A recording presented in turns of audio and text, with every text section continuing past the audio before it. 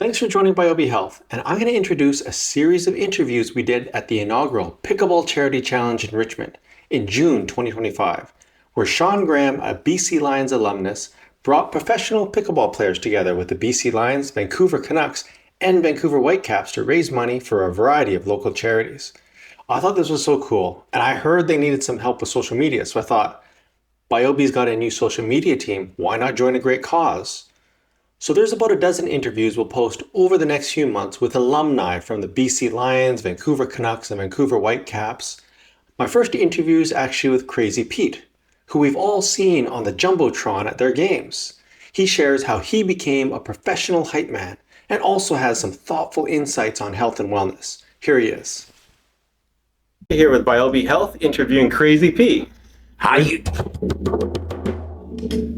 I'm Crazy P, and I'm so excited for the Pickleball Charity Challenge. Everybody's been working so hard for so long. And this is the very first one.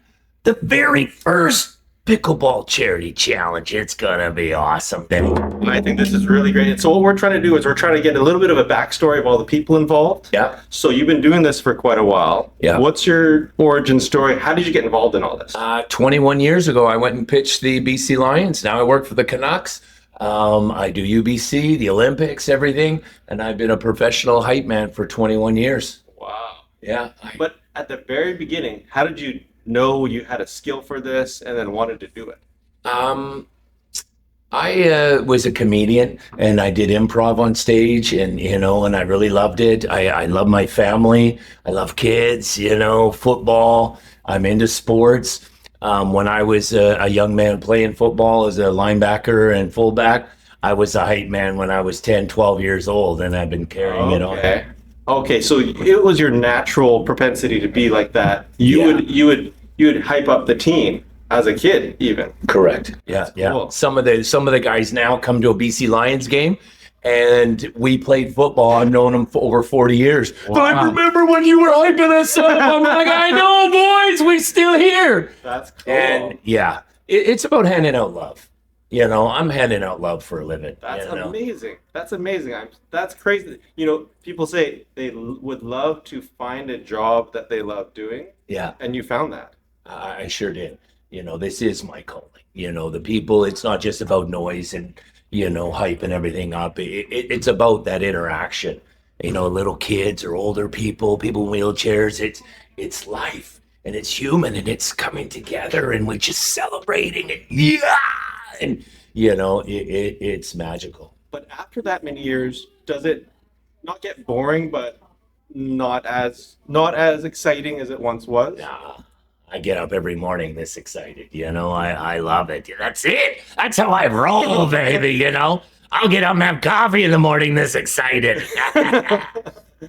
Okay, wow. No, that's cool. And then, so how did you get from one organization and then boom, boom, boom, you started adding more and more? Yeah. How did that happen? Well, I started with the Lions, and then UBC came calling and said, "Hey, Crazy, we'd love you out here at basketball." And I said, okay. And then somebody had the Stealth for lacrosse, or the Giants called me, and then, and it just kept going. And then the Olympics, I'm like, yes. I was trying to get in the Olympics. I did 95% of all the hockey games for the Olympics. Whoa. I was there at the gold medal, and you just put it out there to the universe. You put it out to God and say, hey, this is what I want to do, and they will find it. Whoa, that's cool. And then the Canucks came knocking one day, and I could actually see the BC Lions logo across the viaduct. And I said, I've been waiting 21 years to come across the street. And, and they said, hey, let's go. And so I'm there now, and Whoa, that's awesome. Yeah, as big as you can get. You can't get any bigger than what you've done. Well, Olympics, right? That is the top of all sport. Right? How was that? That was the most incredible experience ever. The 2 weeks, everybody if you were here watching. I went down there, yeah. Exactly. And you have the Olympics and you have, all the people from all over the world, and then you're there at the gold medal game. And if you look over Sydney's shoulder, I'm in a blue Olympic jersey. I'm right there. Like, whoa. Boom, right? Whoa, that's so cool. Yeah. It's about love. We're handing out love. And today we're here at the Pickleball Charity Challenge handing out love. Sean Graham and the Lions and then all the alumni, they're like, come on, Crazy P. And so you get involved in this. And one thing I've learned from, watching all these people is they're all involved in many charities. There's a golf tournament over here and a golf tournament over there, this charity here, and all this kind of the same people are involved. They're helping this city, they're helping this province, this country. They're making a difference in the world. And it's a lot of the same people. That's amazing. And if there was like a message that, because we try and promote health. Yeah. And so if there's something that and really for young people too. Yeah. Getting a healthy, positive message out to young people, what would you say? It's not out here. It starts right here. Once you get this in line, take care of you. Forget about the world and what you go, oh, if I got the right jeans on, I got this. And then, no. You take care of you. And if you're okay and you're centered and you're happy with who you are, then you can go out in the world. And then that mental health is going to take care of your physical health. I think it's all in one. Oh, that's a great message. Yeah. And that's what a lot of our talks are about, is that inner game. That's it.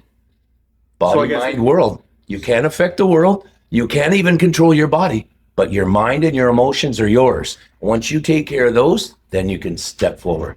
How did you get to be such a positive person that looks to just give others? How did that? Because some people, there's forks in the road. Yeah. Sometimes we go down one path, sometimes we go down another. Yeah. There's probably multiple times you could have chosen. Each time you chose this, now you're hyping people up. You're giving positive energy every day. Yeah. What got you to that path? Surrender. You just, you go and look at those things. Look at those forks. And sometimes you take the wrong one. Then you got to look at it again. Just always being aware of yourself and what you want. And yeah. Sometimes I think there's a lot learned through adversity. Sometimes you're not in the best place. Sometimes you're not, but you're always willing to change that. You look at it and you look and you focus, you go, hey, this ain't for me. I'm going down this road. No. And you can change. You can be self-actualization. So realize who you are and analyze yourself. Take a look at yourself before you start pointing. Like Mom said, you're pointing at the world. There's 3 fingers pointing back at you. Look at yourself, and if you don't like where you're at, well, change it.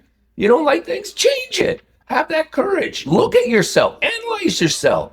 Go, yeah, no, this ain't flying. I don't dig who I am. But you can change it.